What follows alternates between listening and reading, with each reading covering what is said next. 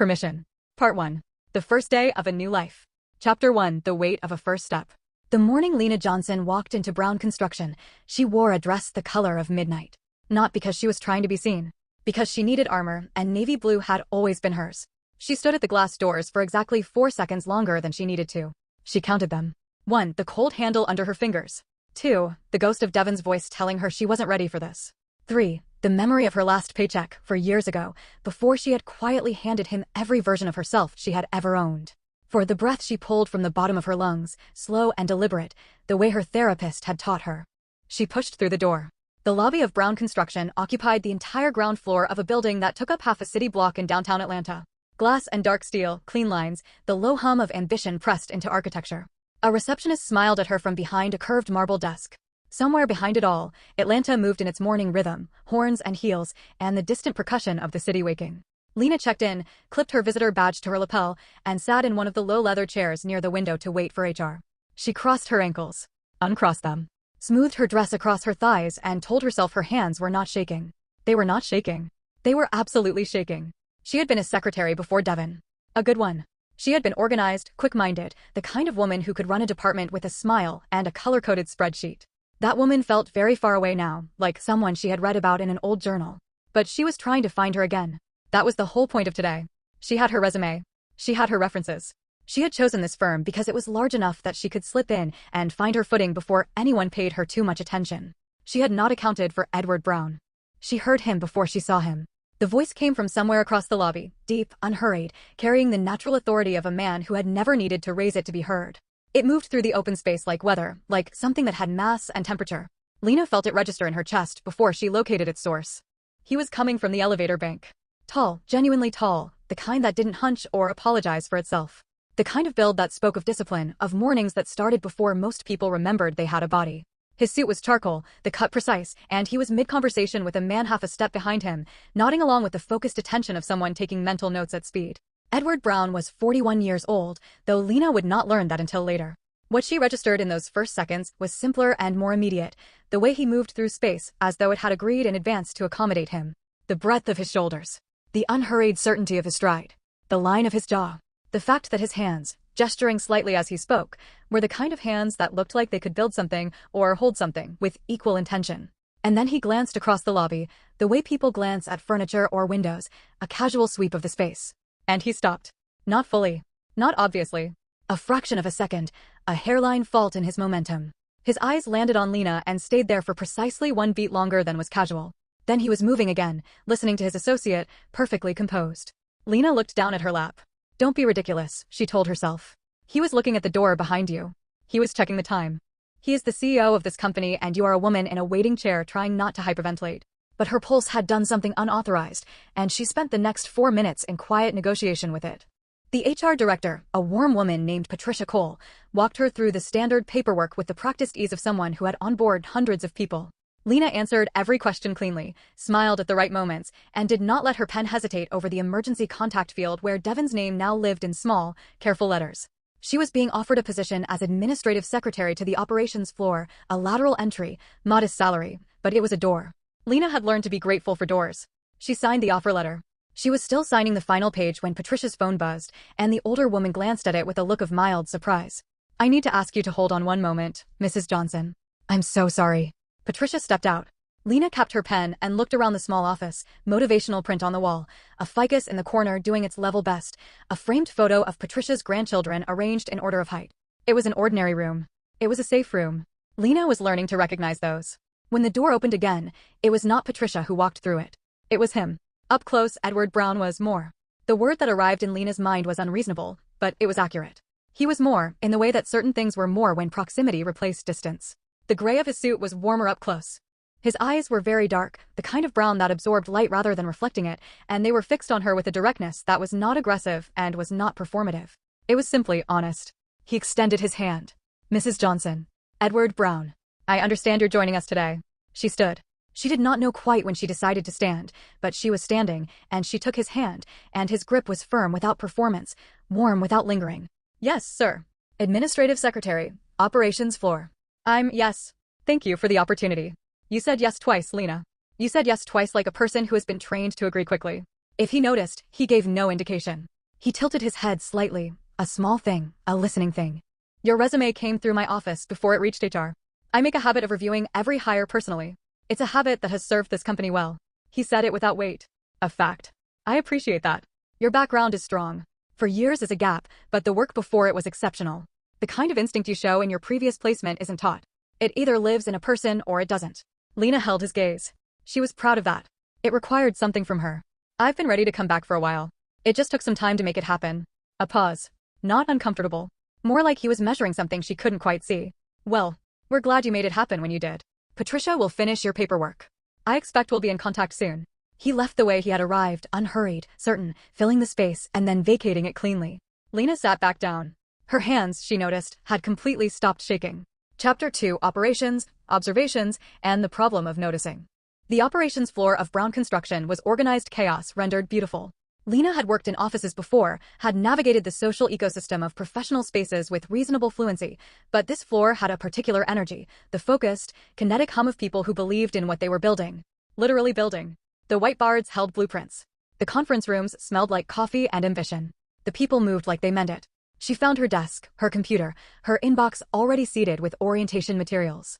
She found the break room, the supply closet, the two women she would share an administrative cluster with: Denise, 50-something, sharp-tongued and immediately kind, and a younger woman named Brianna who assessed Lena with visible curiosity and then decided, apparently, that she liked what she saw. Girl. That dress. Where did you get that dress? I've had it a while. Keep it. Keep wearing it. You're going to need armor in this place. Lena smiled at that. I was thinking the same thing. By the end of her first week, Lena had learned several things. She had learned that Brown Construction ran 3 major divisions: commercial development, public infrastructure, and a growing international arm that was the current darling of the board. She had learned that the operations floor communicated in a dialect of acronyms that she translated by context and careful listening. She had learned that Denise kept a drawer of emergency chocolate and that Brianna's running commentary on office dynamics was simultaneously the most useful and the most dangerous resource available to a new employee. She had also learned, without precisely meaning to, that Edward Brown had a habit. He walked the floor. Not every day. Not on a schedule anyone could predict.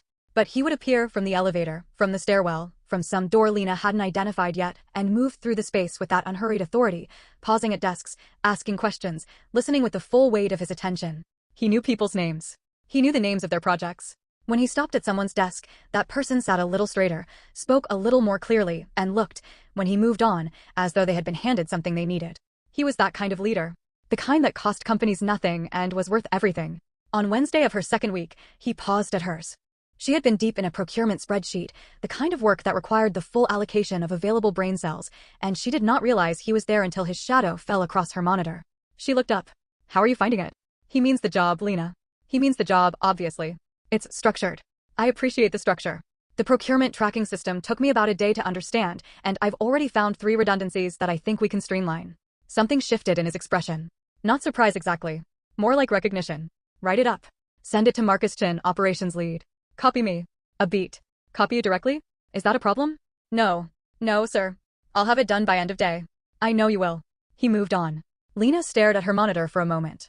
Then she opened a new document and began to write. The memo she sent that afternoon was 3 pages, clean and precise, with a projected cost-saving analysis attached. She had done it in 2 hours while managing her normal workload.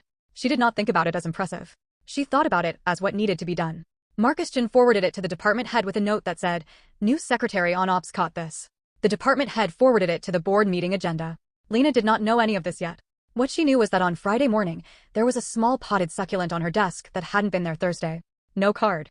Just the plant, in a terracotta pot, settled precisely in the corner of her desk where it caught the morning light perfectly.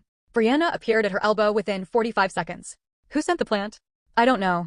There was no delivery. I was watching the floor all morning. It just appeared. Plants do that sometimes. Lena. Brianna. A long look between them. Then Brianna retreated, unsatisfied, and Lena touched one small green leaf with the tip of her finger. She did not let herself think about it.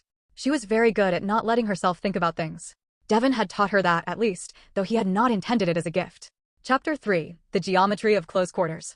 The procurement memo landed Lena her first meeting with the senior leadership team, 6 weeks into her tenure. It was meant to be a 15-minute explanation of her findings. It ran 45 minutes because Edward kept asking questions. Not challenging questions. Interested ones. The kind that meant he had read every line of her report and wanted to understand the thinking behind the thinking. Lena stood at the head of the conference table in that midnight navy dress. She had since acquired 2 more in different colors, because Brianna had been right about the armor. And she answered every question with the clean precision of a woman who had done the work and knew it. When it was over and the room was emptying, Edward caught her at the door. "You didn't hesitate once. The numbers are solid." It's easier to be certain when the numbers are solid. Most people are uncertain regardless of the numbers. That's a particular kind of confidence. Where does it come from? The question was quiet, genuinely curious, and it reached somewhere Lena hadn't expected. She kept her expression steady. "I used to have a lot of it. I'm reclaiming it, I suppose."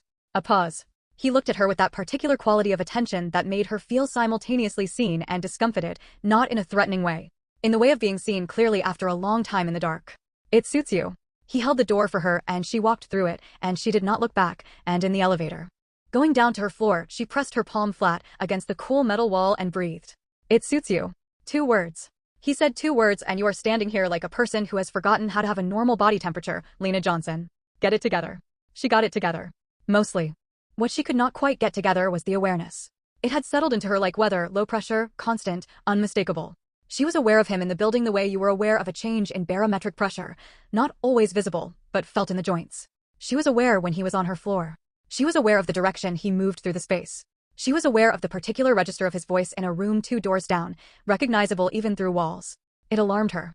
Not because it was unwelcome, a fact she accepted with the flat honesty she was trying to practice, but because of what it said about the landscape Devon had left her in. She had learned to read rooms for threat, for shift in mood, for the barometric pressure of a man's displeasure gathering before it broke.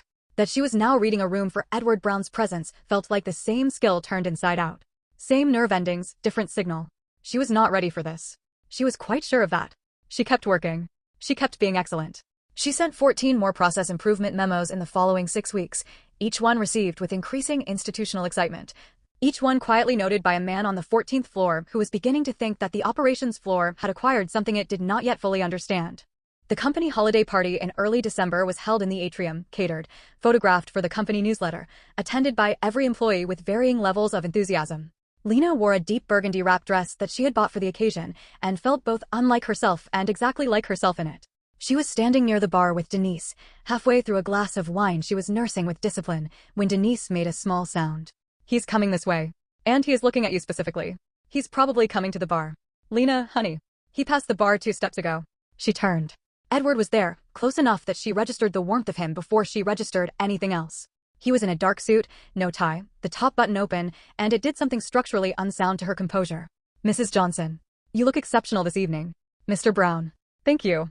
He had something in his hand, a small box, the kind from a jewelry counter, wrapped with a clean black ribbon. He extended it toward her. "The team asked me to present the holiday recognition gift. You were nominated unanimously." Lena looked at the box. Then at him. "Unanimously. Every name on the floor. I've been here 12 years and it has never been unanimous." She took the box with fingers that were steady, opened it with fingers that were steady, and found inside a thin gold bangle, simple and precise, the kind of object that understood its own worth without needing to announce it. She lifted her eyes to his. "It's beautiful." "It is." He said it looking at her, not at the bracelet, and Denise made a small sound behind Lena that she elected to fully ignore. He took the bangle from the box himself and held it open in a silent offer. She extended her wrist. His fingers were warm around it, careful and sure as he worked the clasp, and the contact brief, professional, precise, moved through her like the first note of a song she hadn't heard in years. "Wear it well." "I will." He moved on to work the rest of the room. Lena finished her glass of wine. "Unanimously." "Don't. I'm just saying what everyone on the floor is thinking. Then the floor should find something else to think about." Chapter 4. What Marriages Carry. Devon Johnson was a handsome man. This was a fact that had mattered more in the beginning, when Lena had been 26 and persuaded that beauty was a kind of character. He was lean and sharp-featured, the kind of man who wore suits well and made rooms take notice when he entered them. He had a voice like radio and a smile that he deployed with surgical precision. He had courted her with attention so focused and so intense that she had mistaken it for love rather than the acquisition strategy it was. They had married when she was 28. She had quit her job at his request. He had framed it as care, as protection, as a declaration that she didn't need to work because he would take care of everything, and she had been moved by it, and she had been a fool, and she had not known that yet. The first year was almost good. The second year taught her the architecture of what she had walked into. Devon's control was not loud. That was the insidious genius of it. It was quiet, administrative, the kind that operated through 1,000 small deprivations rather than a single dramatic act. The joint account she could not access without his approval. The friends who fell away when his availability to entertain them became conditional on his mood. The slow, methodical dismantling of her confidence, executed with the patience of a man who understood that if you took something away quickly a person would fight, but if you took it away in fractions, a person would spend years trying to figure out where it had gone. He had never broken anything she could photograph. That was the other genius of it. Almost never. She had returned to work because her therapist had told her, gently and persistently, that financial dependence was the lock on the door Devon had built around her. She had returned to work because there had been a morning when she looked in the mirror and did not recognize the woman she found there. She had returned to work because something in her, something Devon had not quite managed to reach, refused to go entirely quiet. She wore long sleeves in October when Atlanta was still warm enough for short ones. She kept concealer in her desk drawer alongside the normal items, the pens and the sticky notes and the travel-size hand lotion. She had developed, over the years, a genuine expertise in coverage. She knew exactly how many layers of beige over which primer would make a bruise disappear in fluorescent light. She was good at her work and she smiled easily, and she wore the gold bangle Edward had given her every single day because it reminded her, in small and wordless ways, that she was still a person whose presence could be recognized as valuable. What she did not do was think too carefully about Edward Brown. She was not very successful at this. He had started calling her by her first name sometime in November, not with announcement, just a natural transition, the way seasons changed. Lena in the hallway. Lena, do you have a moment? The first time she heard it in his voice, she had felt it move through her differently than her name had any right to move through a person. She had told herself this was the novelty of being treated like a full human being after years of being a managed object. That was probably true. That was not the whole truth. Edward, for his part, was waging his own quiet campaign against his own good judgment. She is an employee, he reminded himself on the elevator one Wednesday morning, watching the floor numbers climb. She is a married employee. She is a married employee who wore a bruise behind her left ear last Thursday that her hair was positioned to cover, and the thought of that makes you want to put your fist through something, and that alone should tell you this has gone beyond a professional observation. He rode the elevator in silence. He went to his office. He reviewed 3 reports and retained approximately none of them. He had made a call, 2 weeks ago, to a man he trusted with the particular tasks that required absolute discretion. He had given him a name. Devon Johnson. He had told himself it was due diligence. That he was protecting a valuable employee. That it was simply the kind of thing a responsible employer did when a member of his team was potentially in a difficult home situation. He knew that was a lie with good tailoring. He was in love with her. He had identified this fact with the same precise clarity he applied to structural calculations, because there was no point in imprecision. He had been in love with her since the morning she pushed through his lobby door in that navy dress and sat in his waiting room with her hands very still in her lap and her spine very straight and her chin lifted with the particular dignity of someone refusing to be diminished by whatever they were carrying. He did not intend to do anything about it. He revised this position regularly. Chapter 5, Wordplay. It started, as most significant things did, on an ordinary Tuesday. Lena had been called to the 14th floor to assist with the preparation of a major board presentation. A request that had come through official channels, but that had caused a notable ripple across the operations floor in the form of Brianna's immediate and sustained commentary. He asked for you specifically. Not the department coordinator. Not Marcus. You. He asked for additional administrative support. I was the most available. You were the most available because you finished your monthly reports 3 days early, which you did because you have the organizational instincts of a Swiss watch, which he has apparently noticed in detail. Brianna. I'm going to be late. You're never late. That's another thing he's apparently noticed. The 14th floor was quieter than the operations level, with the particular hush of authority dark wood, considered lighting, the faint scent of good coffee. Edward's assistant, a composed man named Gerald who had clearly seen everything and been impressed by very little, walked her to the conference room and left her with a stack of presentation materials and a request to have them organized and indexed by regional division before the 2 o'clock. It was 11:15. She set to work. She had been at it for 40 minutes when Edward appeared in the doorway, jacket off, sleeves rolled, and something about the informality of it was more disarming than the full suit had any right to be. He carried 2 cups of coffee and set one at the corner of the table nearest her without asking. How are we looking? We're looking organized. The Pacific Division materials were filed by date rather than project number, so I'm re-indexing those. Should be complete well before 2. Good. He settled into the chair across from her, opened a folder, and began to work. They were quiet together for 20 minutes, which should have been unremarkable. It was not unremarkable. The quiet between them had a particular quality, a texture, like 2 instruments playing different parts of the same piece. Then he spoke without looking up from his folder. You reorganized the procurement filing system last month. Not as part of your job description. It needed doing. The old system had a logic that only made sense if you were the person who built it. And you built a new one that makes sense for everyone. That's the point of a system. He looked up then. Slow. What would you do with a system that had no one managing it? A system that was running without anyone at the controls. Something in the question had a second layer. She was not imagining it. I would want to understand why there were no controls before I assumed the position needed filling. His mouth curved. Just slightly. The first time she had seen him smile with any real warmth, and it was directed at her, and it was too much information for 11:55 on a Tuesday. And if the position did need filling, then I'd want to know what I was being handed before I decided what to do with it. A beat. That's a careful answer. It's an honest one. I know. That's why it's careful. She held his gaze. She was getting better at that. The practice of it. Is there a version of this conversation that's about the presentation, Mr. Brown? There's a version of most conversations that's about what it appears to be about. This one has the presentation as its scenery. Yes. Her heart did something athletic. She smoothed the paper in her hands.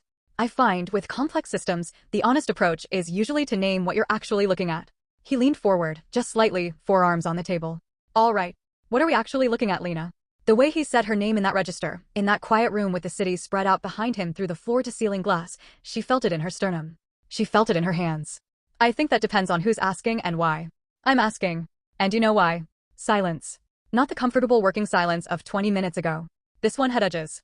Lena set her paper down. She looked at him with the full, direct honesty she was reclaiming one day at a time. I'm not in a position to answer that question the way it deserves to be answered. Something moved through his expression. He read her meaning clearly. He was not a man who needed things repeated. I know that. And you're asking anyway. I'm naming what I see. You said that was the honest approach. She looked at her hands. The gold bangle caught the light. Edward. First name. She hadn't meant to. It came out with its own weight. I came back to work to find myself again. I'm not all the way back yet. I need you to understand that. He was very still. I understand that. And still. And still. Yes. She gathered her materials. She organized the Pacific Division Index. She finished the presentation preparation by 1:15, 45 minutes early, with a precision that was partly professional and partly the result of needing very badly to put her hands to a task she could control. The presentation at 2 o'clock went beautifully. The board approved the international expansion proposal unanimously. On her desk the next morning, a second succulent, slightly larger than the first. Still no card. Brianna stood over it for a full minute without speaking, which was, for Brianna, practically a spiritual experience. Part 2. What Fire Knows. Chapter 6, The Promotion. The promotion came on a Friday in January, 6 months after Lena had walked through the lobby door in her armor dress. Edward called her to his office himself. He did not send Gerald. He appeared on the operations floor with the particular quality of presence that made a 1,200-square-foot workspace go slightly quiet, and he said, simply, "Lena, do you have a moment?" And she followed him to the elevator and the 14th floor and the office with the city behind it. He sat across from her at the small table by the window rather than behind his desk. That choice registered. I'm expanding my personal support structure. The international division is moving faster than anticipated, and the volume of work coming through this office requires someone with real instinct rather than just technical skill. I'd like you to take the position of my personal secretary. It's a significant increase in responsibility and compensation. It will require travel. Lena absorbed this. How much travel? Several international trips this year. The first would be Australia, in 6 weeks. 2.5 weeks in Sydney for the Pacific Infrastructure Partnership negotiations. 2.5 weeks. She thought of Devon and the complicated calculus of Devon. She thought of the woman she was trying to rebuild. She thought of the 2 succulents on her desk, which had multiplied to 4, and the gold bangle she wore every day, and the way a certain voice saying her name moved through her chest like the first warm day of spring. I'd like to accept. Good. A pause that carried more than its weight. Edward. Lena. I need to be good at the job. That has to be the primary truth of this. He looked at her with the full weight of his attention. It is the primary truth. Everything else is secondary. I want you to know that I know the difference. She nodded. But I want you to know something else. What? I've been watching you work for 6 months, and I have never, in 12 years of building this company, seen a person come back to themselves the way you have in this time. Whatever you've been carrying it and working at the same time, and you have been extraordinary. I see that. I want you to know that I see it. She said nothing for a long moment. The city moved behind him in silence. Thank you for saying that. It's just true. She stood. He stood with her, an automatic courtesy, natural as breathing. She was aware, as she always was, of the specific geometry of his height, and her height, and the space between them. At the door she paused. The succulents. On my desk. He said nothing. His expression did not change, but there was something in it, the very slight relaxation of a man who has been waiting to be caught and is not unhappy that the moment has arrived. Thank you for those 2. She went back to her floor. She put her things in order.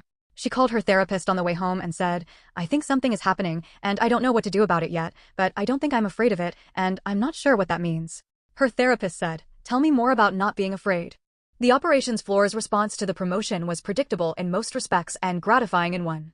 Marcus Chin came to shake her hand and mean it. Several people she liked came by with genuine warmth. A small contingent, led, inevitably, by a woman named Sharon whose relationship with Lena had never fully warmed, auditioned expressions of congratulation that did not quite cover the subtext beneath them. Personal secretary.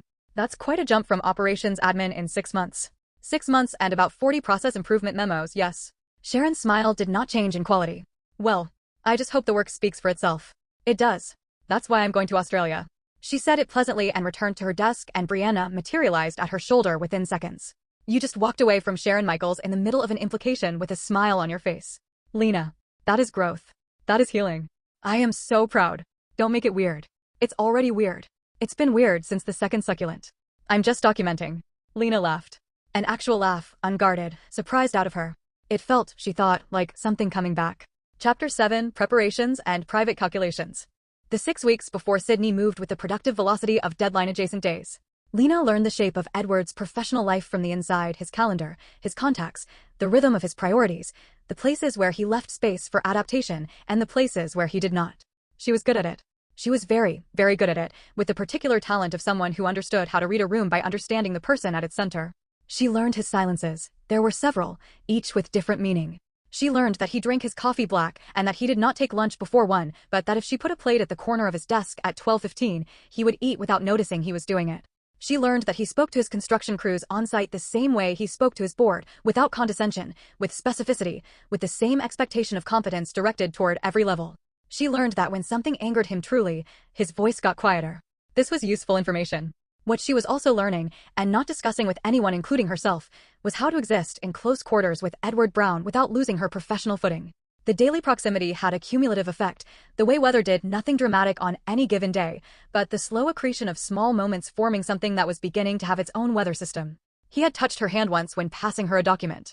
Deliberately, she thought, not an accident, but not a transgression either. A contact at the edge of a boundary, offered, not taken. She had not moved her hand away immediately. That was also information. At home, Devon watched her. He had always watched, but the quality of it had changed since the promotion announcement. He made particular inquiries about Australia, who would be attending, whether there would be other women, what the purpose of her specific role was. He framed his questions as interest. She had a decade of reading the weather of him. She answered everything plainly, thoroughly, and with the surface effect of a woman who had nothing to manage. She was, by now, extraordinarily skilled at this. On the Tuesday before their departure, Devon was in a dark mood she could feel from 3 rooms away.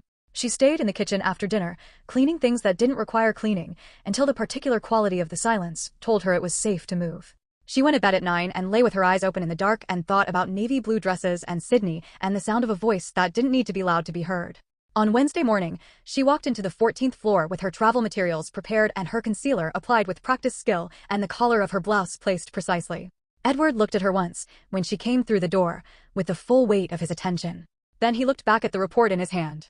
But his jaw had moved. She knew that jaw. She had been reading it for 6 months. Chapter 8, Sydney.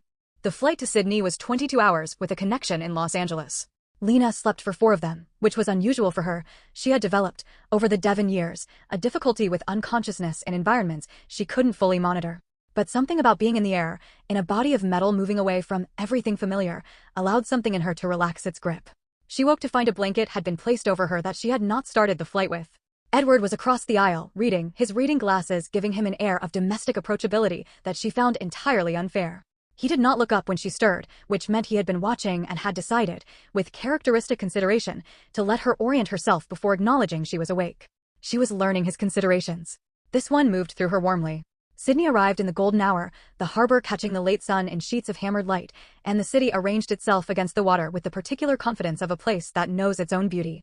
Lena stood at the window of the car that met them at the airport and felt something loosen in her chest that she had not known was tight. First time? First time anywhere outside the States. He considered this. I want you to have some time. Not all work. The negotiations don't start until Monday. We have the weekend. You should see the city. I can use the time to prep the brief materials. I have. The brief materials. I want you to see the city. She looked at him. Is that a directive? He looked back at her, and something in his expression had the particular quality she had come to recognize, the one that sat at the edge of what he allowed himself to say. Yes. Consider it a directive.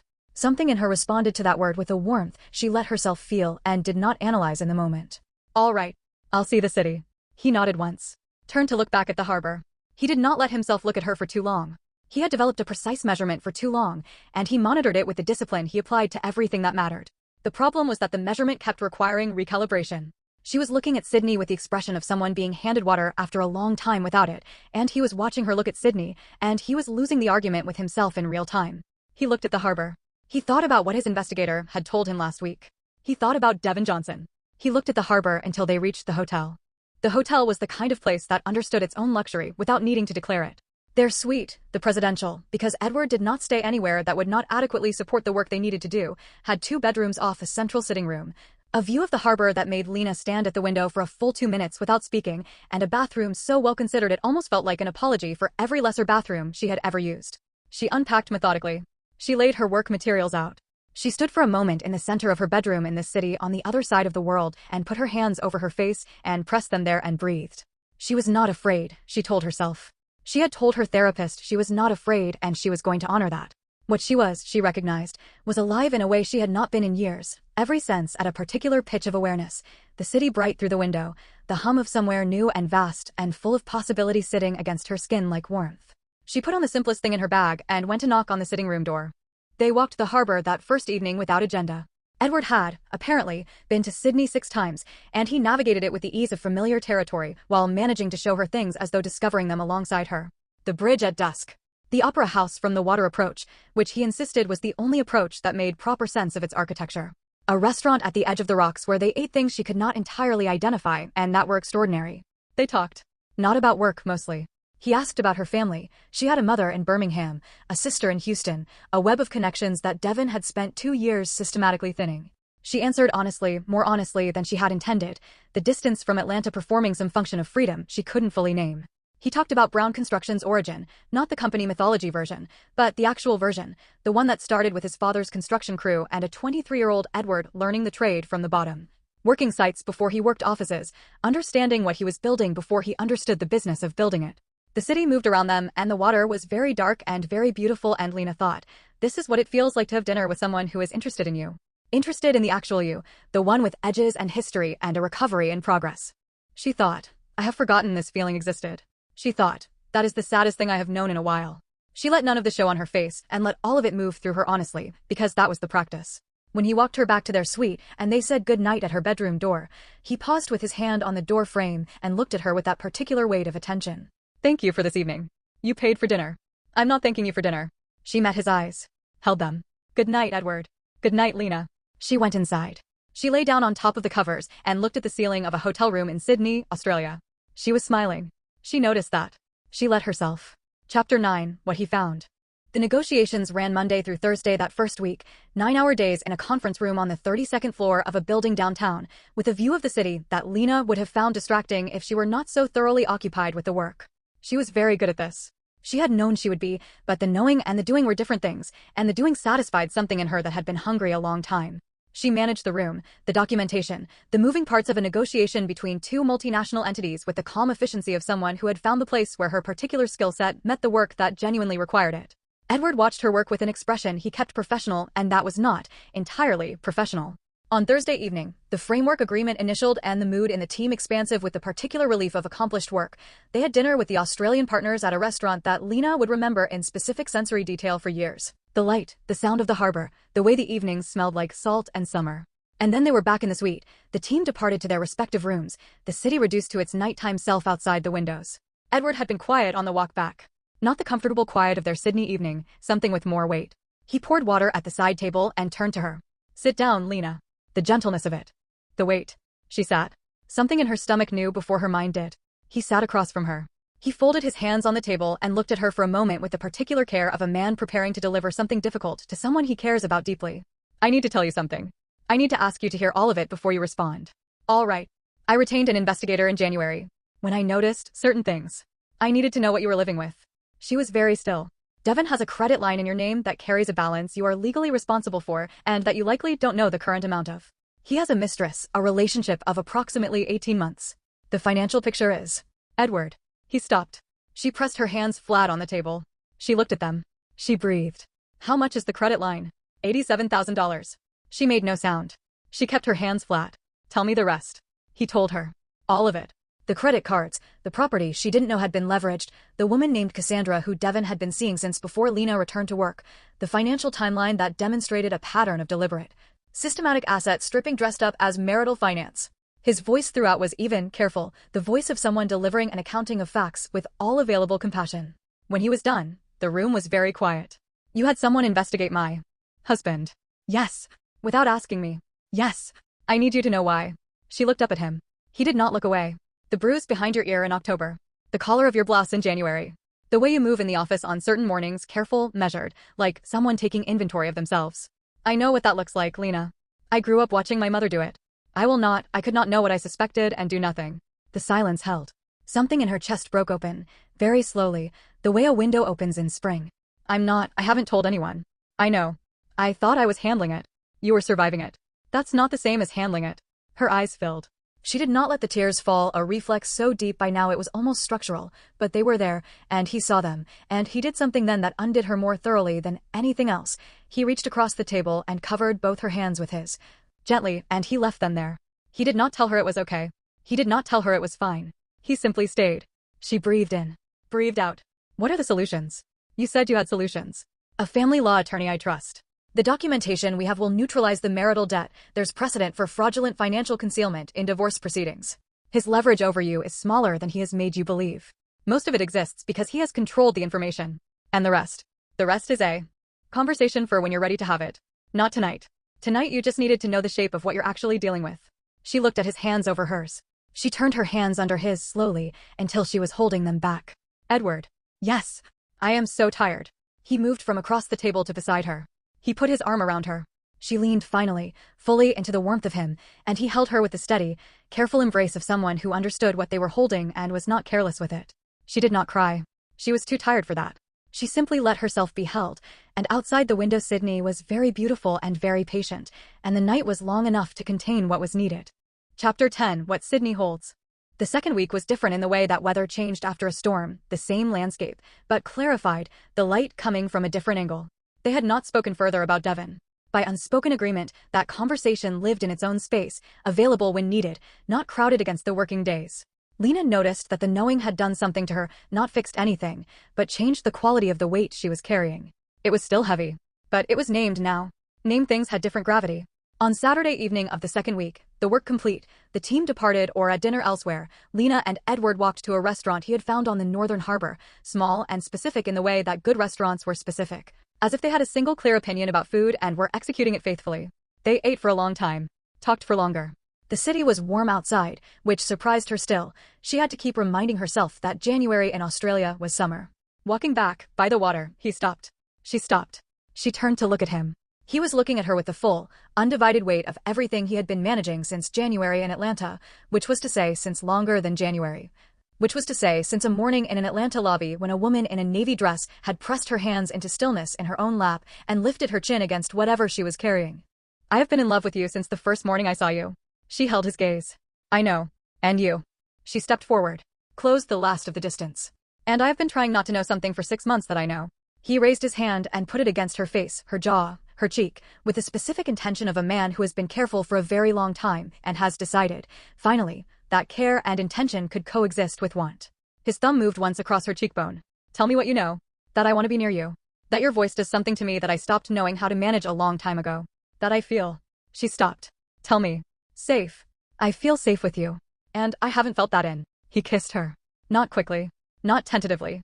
The way you kiss someone when you had been thinking about the specific architecture of it for months, and the reality exceeded every prior consideration.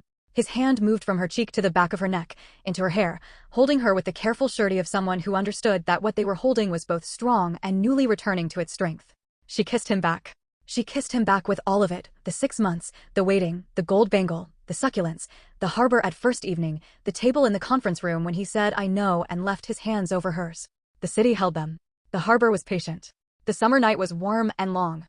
When they separated, his forehead came down to rest against hers. Lena. I know. I know it's complicated. I know it's complicated. I'm not asking you for simple.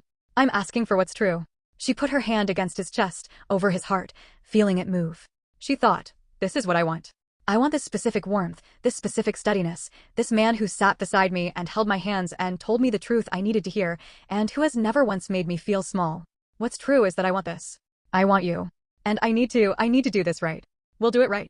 We'll take every second of the time it requires. She nodded. He kissed her again, lighter, a promise, and then they walked back to the hotel with his hand at the small of her back, steady and warm. Chapter 11. What the night allowed. She came to his room. Not impulsively. She had been in her own room, in the dark, with everything she now knew and everything she now felt arranged around her, and she had taken her time and she had been honest with herself, and then she had gotten up and knocked at the connecting door. He answered immediately, which meant he had not been sleeping either. He was in a white t-shirt and dark pants, and he looked at her with the full, open honesty of a man who was not going to manage this moment into something smaller than it was. Come in. She came in. She stood in the center of the room with the harbor behind him through the window, and she said his name, and then she said, "I want to be here. I want to be clear about that. I want you to know that I'm choosing this. I know. Come here." He said it the way he said everything that mattered, quiet, certain, carrying the full weight of his attention. She crossed the room to him. He put his hands on her face and looked at her for a moment with an expression that she would remember in specific detail, always not desire, though that was present and honest, but something beneath it and above it. Something that looked like the full acceptance of what this was. "I want to look at you." A breath. She nodded. He reached up and found the ties of her wrapped dress. She had come to him simply, as she was, without ceremony, and that simplicity seemed to move him visibly. His fingers were deliberate, unhurried, working the ties loose with the patience of a man who understood that this was not something to be rushed through, but something to be received. The dress fell open. He took a half step back, looked at her. The harbor light moved over her through the window, blue gold, generous. "You are beautiful, Lena. I want you to hear me say that." She heard him. She felt it land in the place where Devon's erosion had done its most careful work.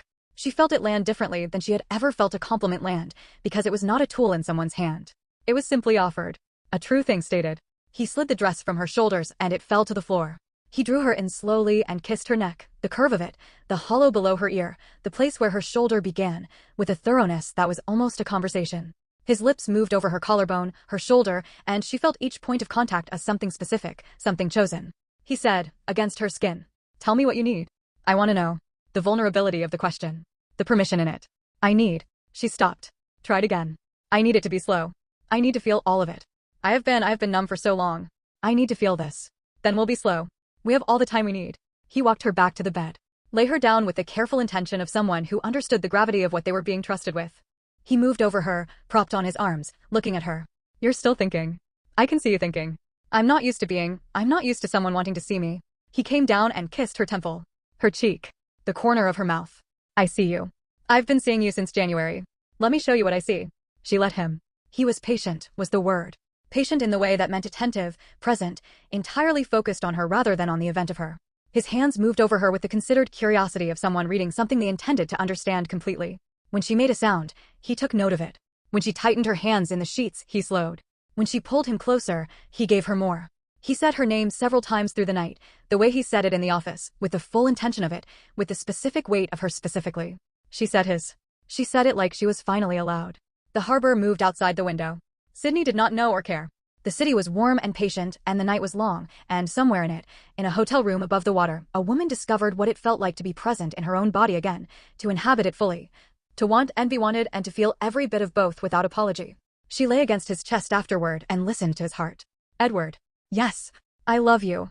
I want to say it here now, the first time, so that we're both clear about what this is." He pressed his lips to the top of her head. "I love you, Lena Johnson. I have loved you for the better part of a year, and I intend to love you for considerably longer than that." She smiled against his skin. Outside, Sydney moved in its summer. The harbor reflected the lights. She slept. For the first time in years, she slept without monitoring the dark. Part 3. The work of coming home. Chapter 12. Atlanta, returning. Atlanta received them with its characteristic combination of heat and concrete reality, and reality had its own weight after Sydney. The flight home had been careful. They were still Edward and Lena, still professional, still navigating the particular discretion required by the fact that they both moved through a world that would have opinions about what had happened between them. They sat together and spoke like the colleagues they also were, and under the professional surface there was a warm, steady current between them that Lena carried back through customs and into the city, like something she had acquired in the Pacific and intended to keep. She went home. Devon was at the kitchen table with his phone and a glass of something and the particular quality of waiting that he deployed when he wanted her to understand that she had been noticed in her absence. "You look different." "I'm jet-lagged." "That's not what I mean." She poured herself water at the sink and did not turn around. It was a successful trip. The partnership negotiations went well. "I'm tired. I'm going to sleep."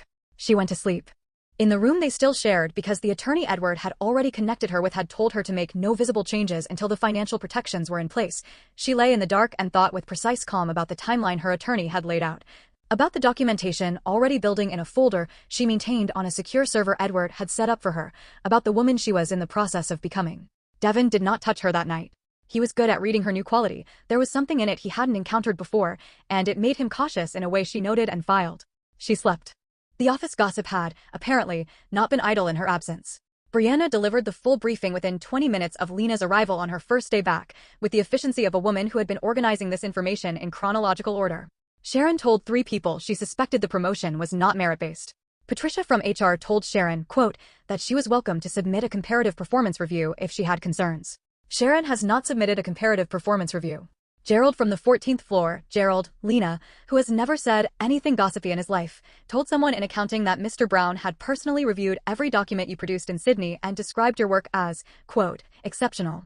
Gerald said exceptional? Gerald said exceptional. Which Gerald says about nothing. I'm choosing to interpret this as meaningful. Gerald was relaying a professional assessment. Gerald was relaying a professional assessment with a specific emphasis that was noticed by accounting. I'm just telling you what people are saying. Lena settled into her new desk on the 14th floor and said nothing, and was aware that she was smiling slightly and was not entirely displeased about it. Edward's jealousy, when it manifested, was quiet and specific, and she found it undignified to admit how much it moved her. The first instance, a Thursday lunch, 3 weeks after Sydney, when she was in the lobby with Marcus Chin reviewing a construction timeline on a tablet between them. Marcus was standing slightly closer than strictly required by the tablet's screen size, and he was laughing at something she'd said with the warmth of a man who had noticed her and was not entirely professional about it. Edward came through the lobby and clocked the tableau in approximately half a second. He didn't break stride. He greeted Marcus by name, directed 3 specific questions about the timeline at Lena, and relocated the conversation to a conference room, subtly, professionally, with the clean efficiency of a man who had decided this was a professional conversation requiring a professional setting. Marcus appeared not to notice. Lena noticed. Afterward, in the hallway, Marcus was showing me the April timeline. I know what Marcus was showing you. She looked up at him. His expression was controlled, but the jaw had done its thing. Edward, I'm aware of how that appeared. I'm also aware it was not necessary for me to intervene in any capacity. No, it wasn't. I'm working on it. She bit the inside of her cheek to keep from smiling. Work harder. He looked at her with an expression that was, just briefly, almost helpless, which was the most attractive thing she had ever seen on a human face. She went back to her desk. She smiled at her computer screen for the rest of the afternoon. Chapter 13, The Price of Concealment. October came in with a particular violence that year, not the weather, which was the slow, golden diminishment of Atlanta's fall, but the atmosphere in the Johnson house, which had been building pressure since Sydney. Devin had stopped asking questions about her work and started watching. There was a difference between the two, and Lena knew it in her body, the way prey animals knew weather. He had found nothing, because there was nothing findable.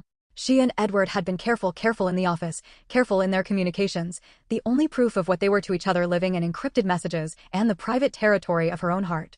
Edward had insisted on the attorney's timeline and she had honored it, understanding that Devin's access to her finances meant his awareness of a coming divorce would likely trigger exactly the kind of scorched earth response that required everything to be in place before it was initiated. She was almost there. The attorney had told her 2 more weeks. On the 14th of October, Devin came home early. She was on the phone with her sister in Houston, sitting at the kitchen counter in the quiet manner of a woman who had learned to have private conversations in short windows. She heard the door and said goodbye and put her phone down and was turning when Devin put his hand around her upper arm. The conversation that followed was quiet in the way his anger always was, quiet and cold and specific, asking questions about who she had been speaking to, about Sydney, about Edward Brown, about the particular quality she had carried since January that he had been building a case around. She answered plainly, as she always did, and the plainness seemed to infuriate him more than excuses would have. When she went to work the next morning, she had a careful arrangement of her hair and a sleeve that sat precisely and a layer of beige over green-blue that disappeared in fluorescent light. She had been to work like this before. She had done it 9 times that she had recorded. She had stopped counting before that. She sat down at her desk on the 14th floor and turned her computer on, and for a moment she simply looked at her own hands on the keyboard. Edward appeared in the doorway of his office and looked at her. He did not speak immediately. He simply took in the quality of her, the mourning she was carrying. Then, quietly, "Lena, come into my office." She did. He closed the door.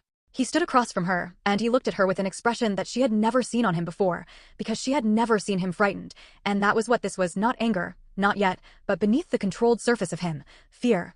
The specific fear of a person who loves someone and has been given information about their danger. "Tell me how bad it is." "It was not the worst it has been." "That's not comfort, Lena." "I know. She stopped. She was very tired. The kind of tired that didn't live in sleep debt but in the sustained effort of maintaining a surface, day after day, that the world could accept. I'm tired of being careful, she said. Not of being careful about Devin. Of the whole structure of it. The performance of normalcy. The management of my own face. He crossed the room and took her hands. The attorney says 2 weeks. I want you to know I have resources. I have space. The moment you need to not be there, you do not have to go back there. Do you understand me? Edward. Do you understand me, Lena? She looked at him. She nodded. Good. He did not let her hands go for a long time. Chapter 14, the night she left. It was a Wednesday, 3 weeks later, at 11:43 at night. She called from the street in front of her house. She had one bag, packed 6 weeks ago and moved 3 times to locations Devin did not know about because she had learned from her attorney that one bag at the ready was worth more than a full moving van planned too late. She called Edward. He answered on the second ring. I'm outside. I had to leave. A pause of approximately 1 second. Are you hurt? I'm okay. I'm standing. I'm coming. Stay on the phone. He was there in 22 minutes, which meant he had come at a speed the city of Atlanta's traffic ordinances would have had opinions about. When his car came around the corner, she felt something in her chest release, not relief exactly, because she had been composed and certain in her decision since the moment she'd picked up her bag. More like the specific relaxation of arriving somewhere you have been walking toward for a long time. He got out of the car. He came to where she stood on the sidewalk with her bag and her careful expression and her one night of freedom. He put his arms around her and held her. She held him back with both arms and pressed her face against his neck and breathed. I'm okay. I know you are. You're extraordinary. I'm so tired. I know. Come on. He took her bag. He walked her to the car. He drove them to the apartment he had furnished for exactly this eventuality, not his own place, because he had understood instinctively that what she needed first was a space that was entirely hers, with no one else's claim on it. And he opened the door and she walked in. It was warm inside. There were lights on. There was food in the kitchen and fresh flowers on the counter, because he had thought of those things, because he was that kind of man. She turned to him in the doorway. You prepared this. A few weeks ago. When I understood the timeline. She looked at the flowers. The light. The specific and deliberate care of it. Edward. I love you. I am in love with you in a way that it is not something I have words for yet. You'll find them. You have time. I want to be with you. You are with me. I mean officially. Fully. Without the management of it.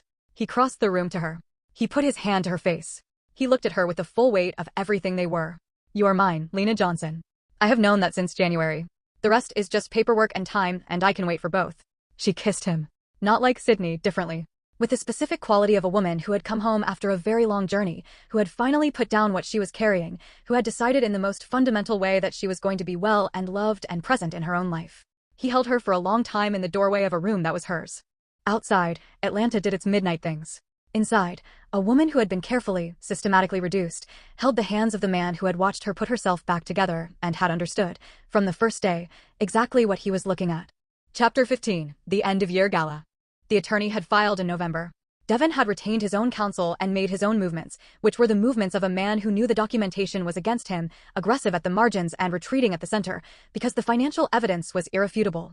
The marital debt had been reclassified. The asset accounts were frozen pending the division proceedings. He had contested several items in ways that cost him money and generated paperwork that was, Lena had been told, the legal equivalent of noise. She was not afraid of noise. She had a furnished apartment and a position she was extraordinary at and a man who texted her good morning every day and left her desk notes that were professional in structure and warm in implication and occasionally left her smiling at her computer for extended periods in a way that Gerald, who noticed everything, had apparently recorded with visible satisfaction. She had a therapist who told her, on a Tuesday in early December, that her progress was remarkable and that the word remarkable was being used precisely. She had Brianna, who knew most of it and had responded to the full story with a 20-minute silence followed by, Lena, I need you to understand that you are the main character of everything and I am honored to be your supporting cast. She had, for the first time in years, herself, gathered, not entirely back, some pieces still in their finding, but present and working and unwilling to be small. The Brown Construction end-of-year gala was held at the St. Regis downtown on the 14th of December, in a ballroom that had been designed by someone who understood the specific grammar of celebration. Lena wore burgundy. A gown this time full and quiet and made of something that caught the light like water. She had her gold bangle, which had not left her wrist since the holiday party 11 months ago. She had her mother's earrings, small diamonds that had survived everything her mother's life had survived. She thought in the mirror of her apartment before leaving, like a woman who was arriving somewhere. Edward met her at the entrance. He was in black, which was not a surprise, but the way he looked at her when she came through the door, the full, open, unmanaged quality of it, not controlled in the way he usually managed public expression, was something she would carry in specific detail. Lena. Good evening, Mr. Brown. His mouth curved. He extended his arm. I'd like you to come in with me. On my arm. If you're willing. She looked at the ballroom beyond the doors, the company, the board, the colleagues, all the people who had had opinions over the course of the year. She took his arm. I'm willing. They walked in together. The room noticed. Rooms always noticed Edward, that was the effect of him. But the noticing this evening had a different quality, reading the two of them rather than him alone. She felt it move across the space like a wave, and she kept her chin up and her hand steady on his arm, and she thought, let them see. Brianna, who they encountered at the first table, looked at Lena with an expression of complete vindication that required no words. You look extraordinary. Thank you. Both of you. Edward turned to her with that expression that was almost helpless. Thank you, Brianna. Don't thank me. Thank your taste. She moved away. Edward looked at Lena with his eyes warm. Your friend is something. She really is. Later, past midnight, the room thinned, the music slower, he danced with her. He danced the way he did everything, with his full attention, unhurried, leading with the quiet authority that did not require announcement. She moved with him, and the year moved through her as they moved. January, the lobby, the navy dress, the succulents, the gold bangle, the conference room and the wordplay, and the particular register of I know. Sydney, the harbor at night. His hands over hers at the table when everything she'd been carrying was named at last. The night she called from the sidewalk, and he came in 22 minutes. She pressed her hand against his chest. She felt his heart. I never thanked you. Properly. For all of it. You don't thank someone for Lena. There's no debt here. I know. I just want you to know what it meant. He drew back far enough to look at her. Tell me. You saw me before I could see myself again. You held space for me to come back to myself. You didn't make me come back faster than I was ready to, and you didn't make me feel like a project. You just saw me. And wanted the thing you saw. He pulled her back in. I want you to understand something. Tell me. Watching you come back to yourself, watching you find your footing and your voice and your confidence and your smile, the real one, not the one you wore in October, has been the single most, I don't have a word for it, the most significant thing I've watched. That is nothing I gave you. That was yours. I just stayed in the room. She held him. The music played. The room was thinning around them, and neither of them moved. Stay in the room, then. Keep staying. That is the one directive I intend to follow without negotiation. She laughed against his shoulder, the full, unguarded laugh that had come back to her this year, the one that surprised her sometimes when it arrived. He pressed his lips to her temple. The ballroom held them in its thinning December warmth. Atlanta moved outside, patient as always, the city that had contained all of this and asked nothing in return. A woman in burgundy and a gold bangle, standing in the arms of a man who had always known what he was looking at. Arriving, at last, somewhere she intended to stay. Epilogue 6 months later. The succulents on her desk in the 14th floor office, her office now, the one beside Edward's, had become something of a running architectural element. There were 11 of them. She had stopped pretending she didn't know where they came from. The divorce had finalized in March, clean and documented, and concluded with the particular efficiency of a proceeding where the evidence was unambiguous. Devon had taken what the settlement gave him and made no dramatic exits. Lena had felt the finalization as a kind of quiet, not celebration, not even relief exactly, just the cessation of a sound that had been running in the background for years. She had called her mother. She had called her sister. She had called her therapist, who had made a sound of profound professional satisfaction. She had gone to Edward's office and closed the door and said, "It's done," and he had come around his desk and held her for a long time without speaking, which was precisely what she needed, because he had learned her that way, precisely. On a Tuesday in June, she was at her desk in the 4th hour of a procurement review when her phone buzzed with a message from Edward in the office 10 feet from her own. It said, "Come in when you have a moment." She came in. He was standing by the window with the city behind him, and he had an expression she recognized from Sydney, the particular quality of a man who had decided something and was prepared to name it. On his desk was a small box. Not a jewelry counter box this time, larger, flat, with a simple silver bow. "Open it." She opened it. Inside, 2 keys on a single ring. A house key and what appeared to be a car key, and a folded piece of paper that, when unfolded, was a property address she did not recognize and a handwritten note that said, "If you want it. No pressure. All the time you need." She looked up at him. "What is this?" "It's a house. Our house, if you want it to be. With your name already on the deed." She stared at him. "I bought it before I asked, because I didn't want the asking to feel conditional on your answer. It is yours regardless. I want you to live in it with me, Lena. I want to come home to you. I want to cook badly on Sundays and watch you reorganize my filing system with quiet satisfaction and be the person you talk to at the end of the day. I want all of it." She looked at the keys in her hand. Then at him. Then at the city, which was green and warm with June. She thought about January. She thought about a navy blue dress and 4 seconds at a glass door and a pair of hands she had pressed into stillness in her lap while her heart did unauthorized things and her spine held itself precisely. She thought about how far she was from that morning and how close it still felt, like the first step of a journey you had finished, not forgotten, but folded carefully into the person you had become. She crossed the room. She put her hand on his face the way he put his on hers, his jaw, his cheek, and she looked at him with the full weight of everything she had reclaimed and everything they had built in the year since she had pushed through a glass door and not known what was waiting inside. Yes. He covered her hand with his. His eyes were very warm. Just like that. Just like that. I am done being careful about things I want. He kissed her. In the 14th floor office with the city behind them and 11 succulents on the desk next door and Gerald undoubtedly aware of the closed door situation and recording it with internal satisfaction. Just like that. Permission, given freely. Permission, finally, to herself. The end.